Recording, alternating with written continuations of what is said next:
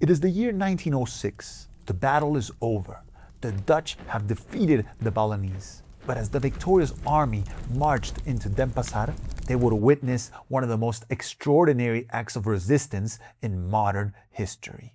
This is History with Rodrigo. In September of the year 1906, the Dutch forces would make their landing at the beach in Sanur. This is inside the Regency of Badung, but that is exactly where their first campaign would be held. There were many Balinese villagers present during the Dutch landing in Sanur. Many of them probably did not even know that a war was coming to the land. Here in some of these pictures, you can see so many expressions on their faces as they watch upon this.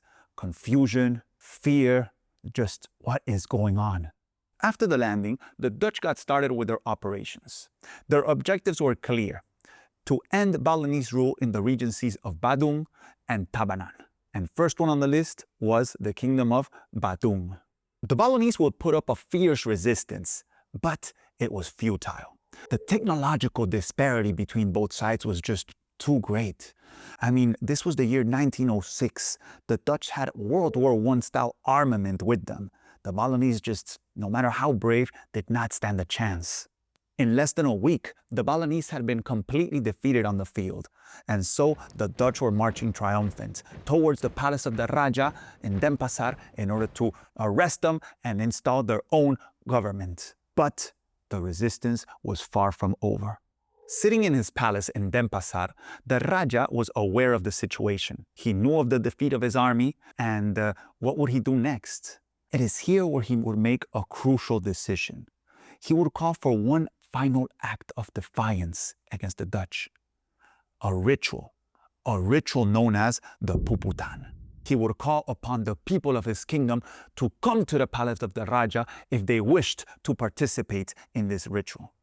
Important to note, they were not required to do this. This was totally optional. Word went out, and those who wished to participate would come to the palace. Those who did not would stay at home. Now I will go on to make a reenactment of the events that happened. Of course, there are many sources speaking about this, but with everything I have read, I believe I am making a pretty accurate depiction. This is where I must give a warning though. The events to follow are quite graphic and might not be suitable for everybody. So if you're sensitive or you're watching with your kids or something like that, please be careful. You have been warned. Imagine this. The Dutch soldiers are marching victorious through the streets of Denpasar. They have defeated their enemy and are now going to arrest the Raja. But Denpasar has completely been abandoned. They can see fires burning and they can hear these drums in the distance. But as they march forward, the drums get louder and louder. They are coming from the palace of the Raja. And as they near the palace, a Balinese procession starts to come out. They come out first dozens and then hundreds, all dressed in ceremonious white and walking as if in a solemn manner. Like many of the Dutch soldiers cannot understand what they're seeing. Why are they coming out walking like this, like if being a part of an opera or acting or something? They should be running away in fear. We have defeated them. They should be surrendering. Why are they doing this? But as the hundreds of Balinese came out, suddenly the Raja is brought out in a palanquin. He comes out being carried. Suddenly it comes to a stop. He steps down and looks upon the Dutch army. There is a type of standstill there where the Dutch and the Balinese are looking at each other. Finally, the Raja takes out his Kris sword, puts it into the air, and gives a scream. That is the signal for the ritual to begin.